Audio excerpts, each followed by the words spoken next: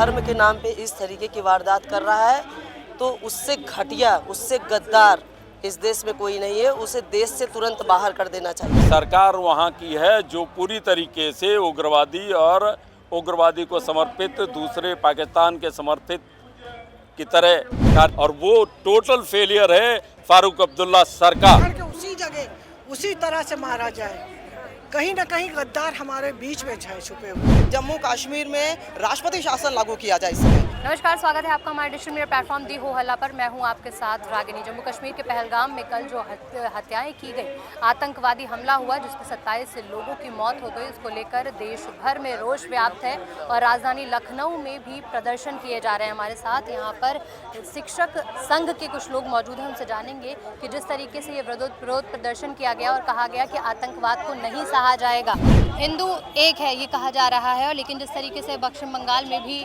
हिंदुओं पर हमला किया गया और अब आतंकवादी हमला हो रहा है देश में, क्या कहेंगे? जिस तरीके की वारदात देश के साथ हुई है या देश की जनता के साथ हुई है, ऐसा नहीं होना चाहिए। और जिसने भी किया है, अगर वो धर्म के नाम पे इस तरीके की वारदात कर रहा है तो उससे घटिया, उससे गद्दार इस देश में कोई नहीं है। उसे देश से तुरंत बाहर कर देना चाहिए। और रही बात कि आज़ादी के बाद से ऐसी लड़ाइयाँ हम लोग देखते चले आ रहे हैं, जो कि शुरू से रहा है कि कभी आतंकवाद को लेकर, कभी किसी मुद्दे को लेकर आपस में अगर इस तरह का धर्म के नाम पर मतभेद है और उन्हें लग रहा है कि हमें दिक्कत है, इस देश से दिक्कत है, तो देश को छोड़ दें। पहलगाम में जो ये आतंकी हमला हुआ, ऐसा नहीं लगता कि ये सेना और इंटेलिजेंस का कहीं ना कहीं फेलियर है? सेना और इंटेलिजेंस का फेलियर नहीं है, बस जो ज़मीन पे कार्य करती है सरकार और सरकार के नुमाइंदे, उनका फेलियर है। जैसा कि सबको पता है कि वहाँ की सरकार जब से बनी है तब से वहाँ के लोगों के मंसूबे और जो पाकिस्तान के मंसूबे हैं वो ठीक नहीं है। पाकिस्तान तो ये मौके की तलाश में था, लेकिन ये मौके को तलाश का वक्त उसने तब चुना जब यूएस का उपराष्ट्रपति यहाँ आया है और इसको क्रमबद्ध कड़ी बाई कड़ी जो भारत के अंदर और भारत के आसपास जो घटनाएं हो रही हैं, उन घटनाएं को अगर चरणबद्ध तरीके से देखें, फेलियर नहीं है। एक जो वहाँ की सरकार है उनकी मंशा ठीक नहीं है। मैं तो आपके चैनल के माध्यम से चाहूँगा कि सरकार वहाँ की है जो पूरी तरीके से उग्रवादी और उग्रवादी को समर्पित दूसरे पाकिस्तान के समर्थित की तरह कार्य कर रही है। हम वहाँ के मुख्यमंत्री उमर अब्दुल्ला जी ने बोला कि यहाँ के पर्यटक वापस जा रहे हैं। ये चिंता तुमको तब होनी चाहिए ना कि वो घटना को रोकते, जिससे कि पर्यटक आ रहे थे, जिनसे आपकी जनता का पेट भर रहा था। आपने तब तो ख्याल किया नहीं, अब कहते पर्यटक वापस जाएंगे। पर्यटक तो वापस जाएंगे। जम्मू कश्मीर के बहुत सारे लोग जिनका पेट इन पर्यटकों की वजह से ही भरता है, वो सब चिंतित हैं। सेना का और इंटेलिजेंस का फेलियर नहीं था। 18 अप्रैल को जो लश्कर-ए-तैयब का एक मेंबर था, उसने अबू मूसा, उसने एक स्टेटमेंट दिया कि इस तरीके से कलमे पढ़ाए जाएंगे और कश्मीर में खून बहेगा। तो कहीं ना कहीं उस बात को नज़रअंदाज नहीं किया गया। आपको पता होना चाहिए, आपकी चिंता कश्मीर से ज़्यादा आपको चिंता पाकिस्तान इसकी बंगाल की भी करनी है। आपके यहाँ जो और जो घटनाएं हो रही हैं उनको कोरिलेट करके भी देखनी है। जो उनके एजेंट हैं, जो भारत के दुश्मन देश हों चाहे भारत के दोस्त देश हों, भारत को सक्षम होता हुआ नहीं देखना चाहते हैं। वो चाहते हैं कि इस तरीके से भारत को युद्ध में उलझा दें। आपने देखा होगा कि रशिया और यूक्रेन का युद्ध चल रहा 2.5 साल हो गए और बहुत सारे लोग हमारे जोश में कहते हैं अरे ये कर देना चाहिए, वो कर देना। इतना आसान नहीं है, करना चाहिए, लेकिन फ़ायदा और नुकसान दोनों देख करके। कितने लोग हैं हमारे तैयार हैं, वो कहेंगे चलो हमारा एक बच्चा फौज में जाएगा। कोई भी तैयार नहीं, सब सोचते हैं हमारा बच्चा एसी में रहे, आईएएस बन जाए, आईपीएस वो बन जाए। तो इसलिए युद्ध का लास्ट होता है जब बिल्कुल सारे चैनल बंद हो जाते हैं, सारी समस्याएं। और मैं इसको फेलियर नहीं मानता हूं, मैं समन्वय की कमी मानता हूं। और वो टोटल फेलियर है फारूक अब्दुल्ला सरकार। उसकी वजह से ये घटना हुई। वो अगर वहाँ पे सही सुरक्षा और मुहैया कराता तो ये घटना नहीं होती। अब क्या मांग है आपकी? हमारी मांग है कि अगर भारत सरकार भारत को समृद्ध देखना चाहती है तो ऐसी सरकार, चाहे वो ममता सरकार हो चाहे अब्दुल्ला सरकार हो, उनको किनारे करके राष्ट्रपति शासन लागू करे और पूरी तरीके से हमारे सशस्त्र बलों के हाथ में दे। देखिए उग्रवाद कैसे अपने बिल में घुसता है। जय हिंद, जय भारत, वंदे मातरम।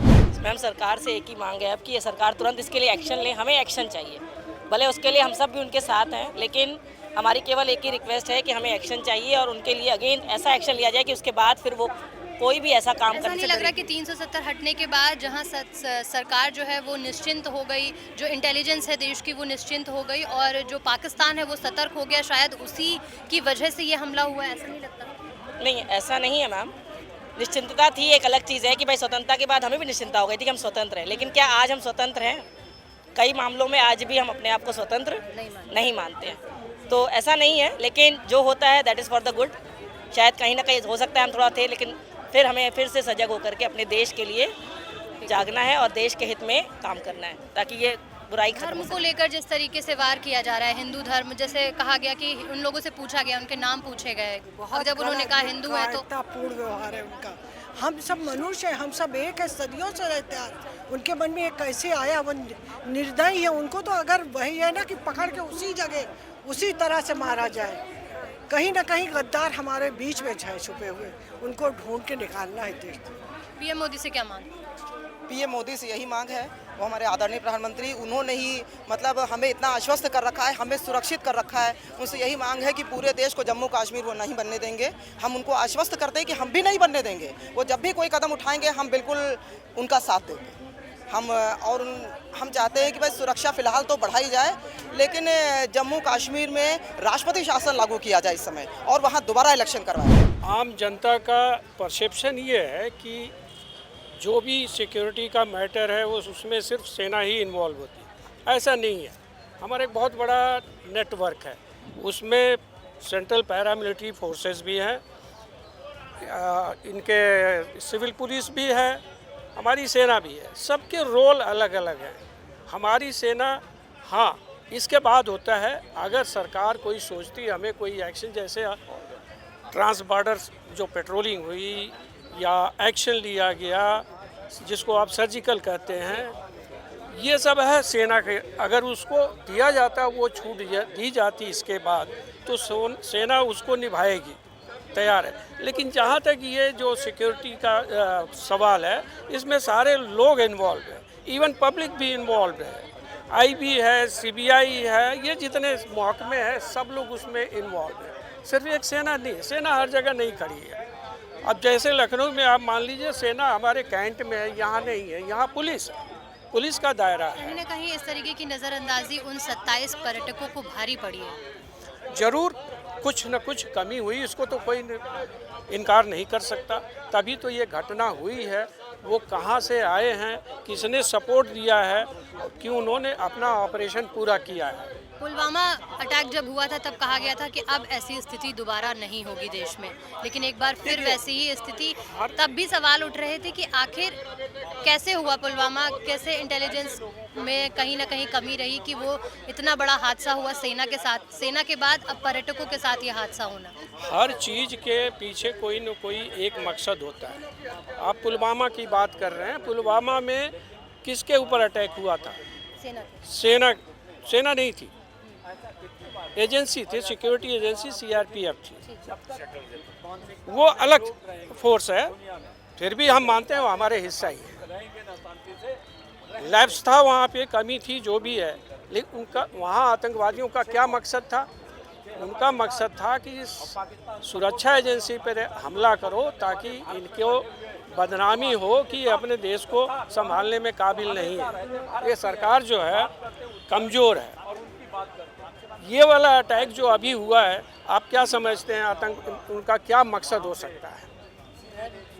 उनका मकसद है, आजकल जो जे.एंड.के की सिचुएशन चेंज हो रही थी, धीरे धीरे नॉर्मल हो रही थी, बिजनेस बढ़ रहा था, टूरिज़्म बढ़ रहा था, उन्होंने इनको डेटर करने के लिए कि अभी इनके ऊपर टूरिस्ट के ऊपर हमला किया जाए तो लोग आना बंद कर दें, डर जाएं, चले जाएंगे, फिर इकोनॉमी इनकी ख़राब होगी कश्मीर वैली की, फिर जो नौजवान हैं, लोग हैं, टेररिस्टों के साथ जाएंगे, मतलब टेरर और टेररिज्म को इफेक्ट करने। यस, अभी लोग वहाँ से डाइवर्ट होके अपने रोजी रोजगार बिजनेस की तरफ जा रहे हैं। तो दोनों दो चीज़ है, दोनों का मकसद टेररिस्टों का अलग अलग है। हाँ, लेकिन ये कराने वाली एक एजेंसी है, आका एक है, आप जिसको आप अंदाजा लगा सकते। जब जम्मू कश्मीर में 370 हटा था तो लोगों ने बहुत खुशियां मनाई थी, कहा था कि जो आज़ादी के बाद जिस तरीके से जश्न मनाया गया कि 370 हट गया और कश्मीर में अब नॉर्मल लोग रह सकेंगे जो नहीं रह पा रहे थे, लेकिन कहीं ना कहीं इस हादसे के बाद ऐसा लग रहा है कि ये सरकार का फेलियर है।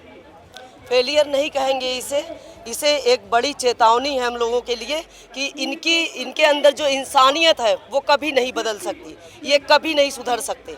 इससे ये संदेश मिला हमें कि हमने तो मानवता दिखाई, हमारी सरकार ने, हमारे देश ने इंसानियत दिखाई ने कि आपने गलत किया 370 हटने के बाद हमने आपके सहयोग में खड़ा हुआ, जो भी वहाँ पर रहा कि सब एकता का संदेश दिया। वो हमारे प्रधानमंत्री जी हो, देश के गृह मंत्री जी हो, उत्तर प्रदेश के मुख्यमंत्री जी हो, हमेशा एकता का संदेश दिया गया है। सबका साथ सबका विकास, विकासशील भारत है हमारा। लेकिन उन्होंने जो वारदात की है हम लोगों के साथ, वो कहीं न कहीं हम लोगों के रूह तक कांपे हैं। इस तरीके की वारदात उन्होंने बच्चों के साथ किया है, तो इसी तरह का वारदात उनके साथ होना चाहिए, इन गद्दारों के साथ होना चाहिए कि आगे से कोई इस तरीके का सोचे न, उसकी भी रूह कांप जानी चाहिए। तरीके की जो घटना हुई है, आतंकवादी हमला हुआ है जम्मू कश्मीर के पहलगाम में, उसके बाद देश भर में रोष व्याप्त है और अब मांग की जा रही है कि जम्मू कश्मीर में राष्ट्रपति शासन लगाया जाए ताकि इस तरीके की दुर्दांत हत्याएं और जिस तरीके से आतंकी हमले हो रहे हैं उन पर रोक लगाई जाए। लगातार देश भर के कई राज्यों में प्रदर्शन हो रहा है, जिसमें लखनऊ भी शामिल है। उत्तर प्रदेश के लखनऊ में जीपीओ पर कई संगठनों ने एक साथ प्रदर्शन किया। वीडियो जर्नलिस्ट गौतम बरुआ के साथ मैं रागिनी सिंह, दी हो हल्ला।